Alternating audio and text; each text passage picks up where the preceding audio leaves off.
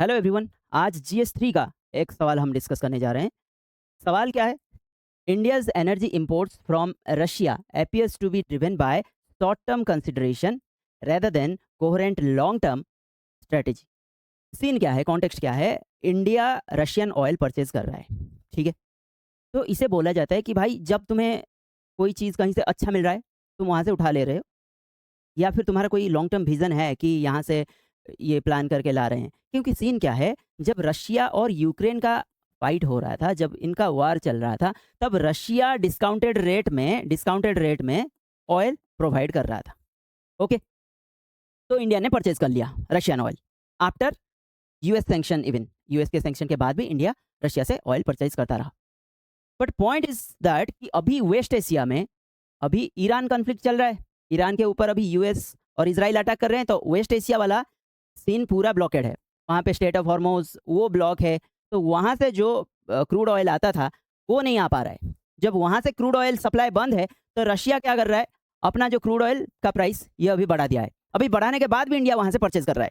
तो सवाल ये है कि आप लोग जो रशिया से ऑयल परचेज कर रहे हो, आपका कुछ लॉन्ग टर्म विजन है, या फिर जहाँ पे सस्ता मिला, आज यहाँ से सस्ता मिला यहाँ से ले लेते हैं, कल का कोई सीन नहीं है। कल अगर स्ट्राइक हो जाता है तो कोई बैकअप नहीं है, हमारा कोई प्लान नहीं है कि हम कैसे, वेस्ट एशिया अगर बंद हो गया तो हम और कहाँ से लाएं, या फिर रिन्यूएबल एनर्जी रिसोर्सेज को हम एक्टिवेट करें, उसके ऊपर काम करें। आपका कोई लॉन्ग टर्म विजन है या शॉर्ट टर्म जहाँ पे देख रहे हो वहीं से ला रहे हो? ये सवाल है। तो देखते हैं इंट्रोडक्शन कैसे करना है। देखो, as the world's largest economy, basically fifth largest economy, ठीक है, India's growth and development hinges on energy security. Energy security के ऊपर इंडिया का ग्रोथ एंड डेवलपमेंट डिपेंड करता है। Recently ongoing imports of crude oil from Russia has sparked the debate between long term strategy and short term opportunism. देखो कैसे hit किया जा रहा है। लॉन्ग टर्म स्ट्रेटेजी है आपके पास, या फिर आप सिर्फ अपॉर्चुनिस्ट हो, जहां पे दिख रहा है वहीं से ले आ रहे हो, और कल के लिए कुछ नहीं, आज खा के जिंदा रह जाते हैं। ये है क्या आपका सीन? तो उसके बाद हम कहाँ जाएंगे? Reasons for hire purchase of crude oil from Russia.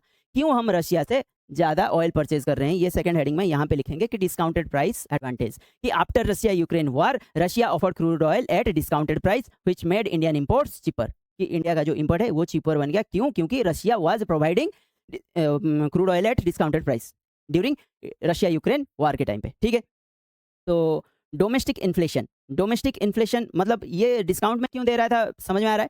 क्योंकि वार चल रहा है, उससे पैसा भी चाहिए, तो वार को फंडिंग करने के लिए वो अपना क्रूड ऑयल जो रसिया है वो कम रेट में भेज रहा था, ठीक है। अब डोमेस्टिक इन्फ्लेशन अगर कम रेट में वहाँ से आएगा, तो जाहिर सी बात है कि इंडिया में भी सस्ता मिलेगा। तो discounted Russian oil helped contain domestic inflation. जो डोमेस्टिक इन्फ्लेशन मतलब जो प्राइस हाइक हो रहा था उसे भी कंटेन कर लिया, मतलब उसे भी कंट्रोल में रखा।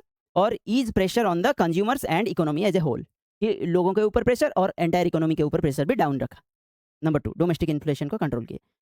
नंबर 3 हम देखते हैं एनर्जी सिक्योरिटी।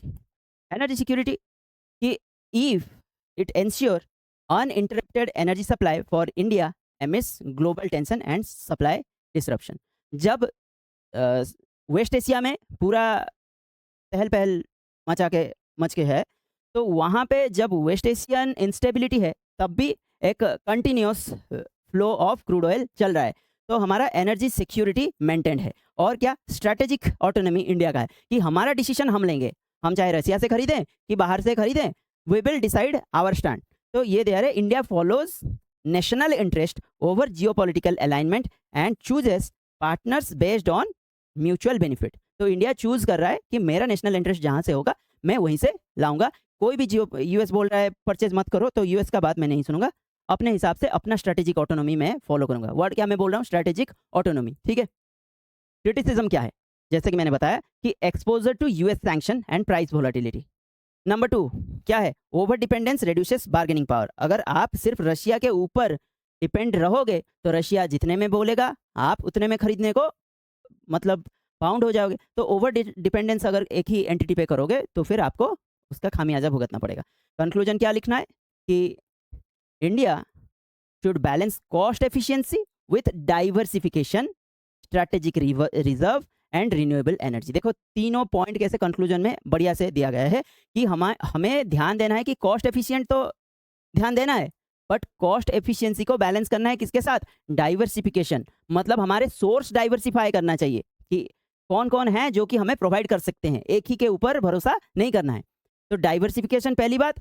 दूसरी बात स्ट्रैटेजिक रिजर्व, हमें अपना रिजर्व मेंटेन करना है कि इतने हमारा इंटरनल रिजर्व हो या फिर ऑयल का जो कितना रिजर्व हम रख सकते हैं, वो स्ट्रैटेजिक रिजर्व पे हमें काम करना है। दूसरा क्या है, रिन्यूएबल एनर्जी डेवलपमेंट कैसे हो सकता है, उसका रिसोर्सेज को हमें डेवलपमेंट करना है। ठीक है, a well calibrated approach today will ensure long term energy security, economic resilience and strategic autonomy tomorrow. कि आज अगर हम एक स्ट्रैटेजिक कैलिब्रेटेड स्टेप लेते हैं, ठीक है, एक वेल कैलिब्रेटेड अप्रोच करते हैं आज, तो ये कल हमें एक स्ट्रैटेजिक ऑटोनॉमी और एनर्जी सिक्योरिटी देगा with economic stability and Reliance. ये है आज का question. That much for today, have a good day. आप लिखो इसे फटाफट और देखो कि कितना पॉइंट आप रिकॉल कर पा रहे हो। क्वेश्चन लिखो, उसके नीचे आंसर। ठीक है, थैंक यू।